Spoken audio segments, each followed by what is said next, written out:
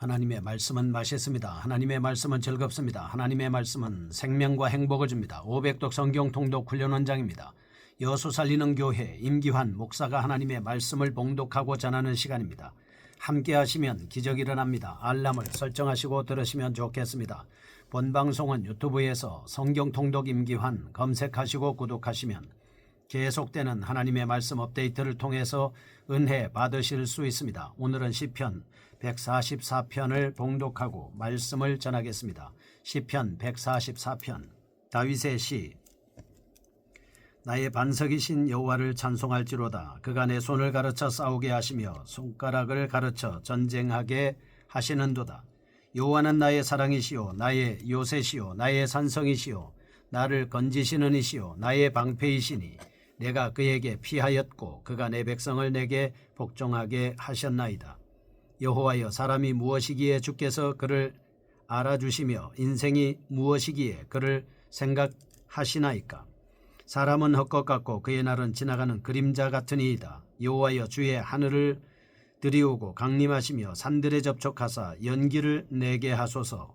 번개를 번쩍이사 원수들을 흩으시며 주의 화살을 쏘아 그들을 무찌르소서. 위에서부터 주의 손을 펴사 나를 큰 물과 이방인의 손에서 구하여 건지소서.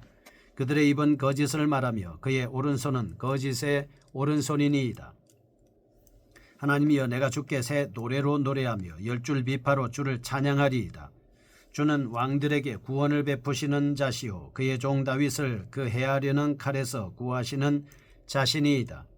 이방인의 손에서 나를 구하여 건지소서. 그들의 입은 거짓을 말하며 그 오른손은 거짓의 오른손이니이다.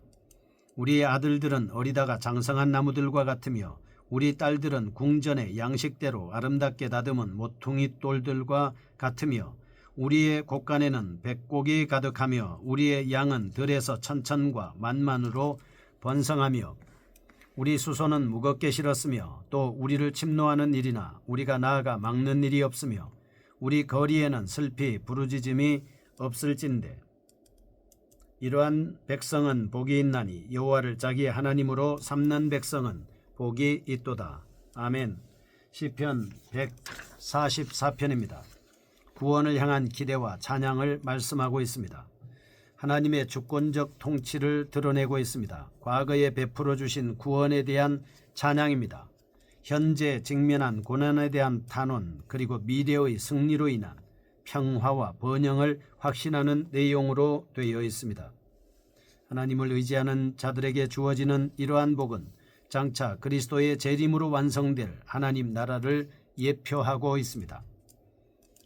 우리는 본시를 통해서 하나님께서 언약 백성들에게 주시는 은혜와 더불어 그리스도를 따르는 자들의 바람직한 삶의 자세를 배울 수 있겠습니다. 본시에 대해서 하나의 단일한 시로 보지 않습니다. 문체와 문학 형식, 주제 등에 있어서 서로 다른 두 개의 시가 하나로 결합되었다라고 하는 견해가 있습니다.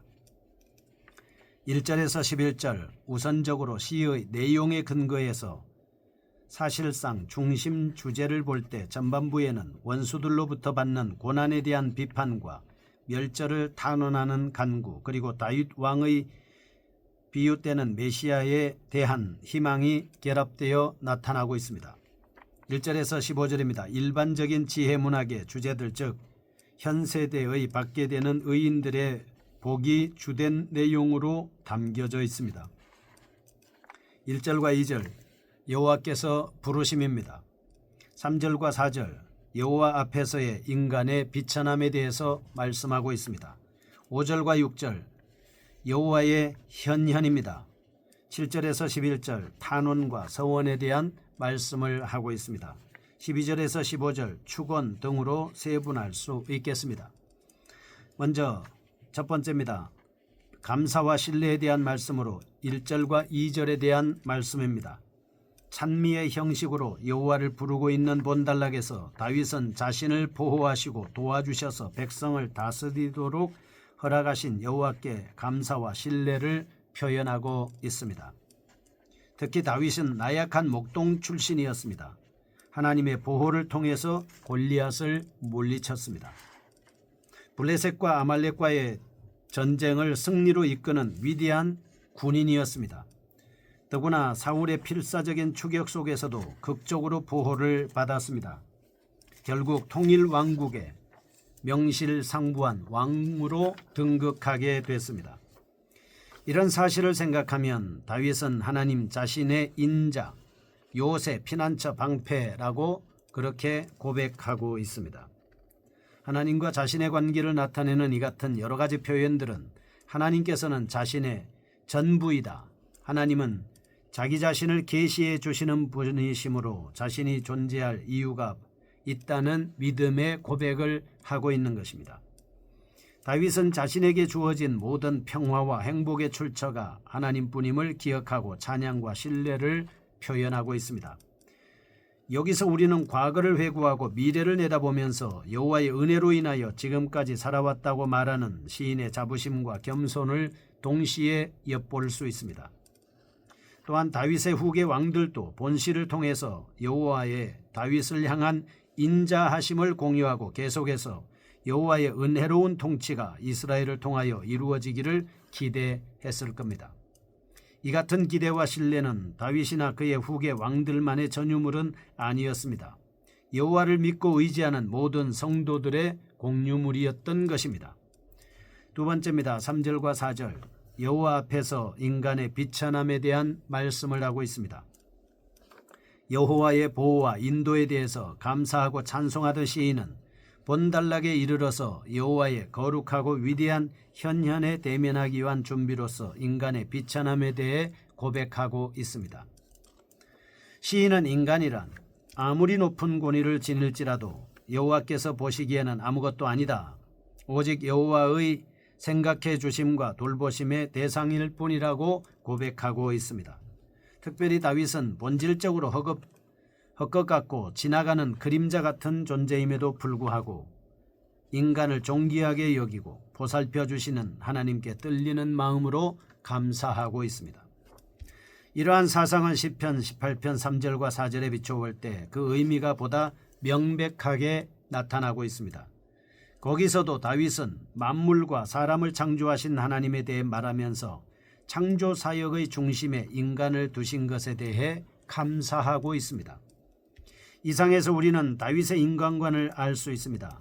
그는 인간의 연약하고 죄악된 성품을 철저히 인식함과 동시에 하나님의 형상으로 지음받고 하나님의 사랑과 관심의 대상이 된 존귀함을 표명하고 있습니다. 우리는 선하신 하나님의 은혜를 통해서 구원을 받았습니다. 거룩한 하나님의 자녀가 되었습니다. 우리는 분명하게 이것을 자각하고 하나님만을 의지하고 나아가야 합니다. 예수님을 믿되 철저하게 믿어야 됩니다. 범사의 성경 통독과 함께 기도함으로 우리 자신의 영성 훈련을 계속해 나아가야 합니다. 세 번째입니다. 여호와의 나타나심이죠. 5절과 6절입니다. 인간의 비천함에 대하여 솔직히 표현한 시인은 여호와께서 거룩하고 권능 있게 현현하시오니 대적들을 무찔러 달라고 청원하고 있습니다. 하나님께서는 비록 헛것으로 그 숨는 곳을 삼으사 사람의 눈으로 볼 수 없는 신비 속에 가려진 분이지만 동시에 광채로 나타나십니다. 뇌성과 불길을 통해서 자신의 능력을 가시적으로 표현하기도 하시는 분입니다. 바로 이러한 위험과 능력에 의지하여 다윗은 이방 나라의 침략으로 인하여 야기된 위급한 상황에서 하나님의 도움을 간절히 요청하고 있습니다. 네 번째입니다. 탄원과 서원입니다. 144편 7절에서 11절입니다. 7절에서 8절 여호와의 극적 개입을 요청한 다윗은 다시 한번 이방 대적들로부터 고난을 당하는 이스라엘을 구원해달라고 하나님 앞에 간절히 탄원하고 있습니다. 본래 여호와의 현현은 심판과 자비라는 두 가지 측면을 동시에 공유하고 있습니다. 시편 18편 25절에서 27절 여호와는 자비한 자에게는 주의 자비하심을 나타내시며 완전한 자에게는 주의 완전하심을 보여주시는 하나님이십니다. 겸손한 자에게는 겸손으로 은혜를 베풀어 주는 하나님이십니다. 사특한 자에게는 주의 거스르심을 보이십니다. 권고한 백성은 구원하십니다. 교만한 눈을 낮추십니다. 이러한 하나님의 속성에 근거하여 시인은 대적의 핍박에서 구원해 달라고 하나님 앞에 기도하고 있습니다. 9절 이어서 시인은 하나님께서 응답하셔서 승리와 구원을 주신다면 반드시 새 노래로 여호와를 찬양하겠다고 하나님 앞에 서원하고 있습니다. 9절 말씀, 하나님이여 내가 주께 새 노래로 노래하며 열줄 비파로 주를 찬양하리이다. 아멘. 여기서 새 노래라고 하는 것은 하나님으로부터 죄사함을 받고 그 은총을 생각하면서 부르는 찬양입니다.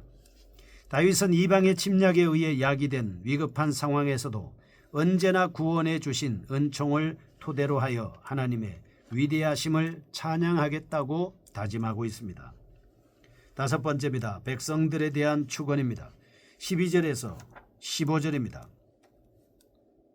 우리 아이들은 어리다가 장성한 나무들과 같으며 우리 딸들은 궁전의 양식대로 아름답게 다듬은 모퉁이 돌들과 같으며 우리의 곳간에는 백곡이 가득하며 우리의 양은 들에서 천천과 만만으로 번성하며 우리 수소는 무겁게 실었으며 또 우리를 침노하는 일이나 우리가 나아가 막는 일이 없으며 우리 거리에는 슬피 부르짖음이 없을진데 이러한 백성은 복이 있나니 여호와를 자기 하나님으로 삼는 백성은 복이 있도다. 아멘.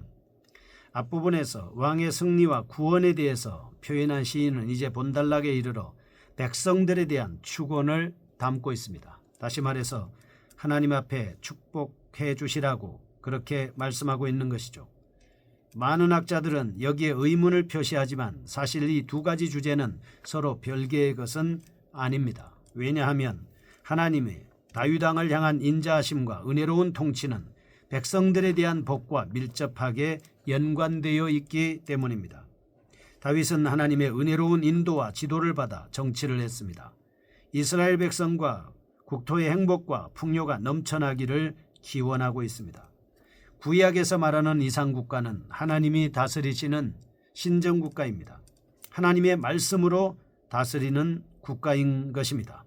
그래서 15절 이러한 백성은 복이 있나니 여호와를 자기 하나님으로 삼는 백성은 복이 있도다. 아멘.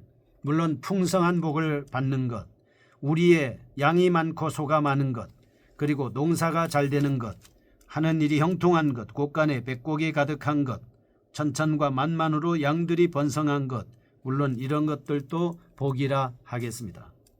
하지만 이보다 더 큰 복은 하나님을 우리가 섬길 수 있다라고 하는 것입니다. 그것이 바로 여러분과 제가 받은 큰 복이라고 하는 거죠.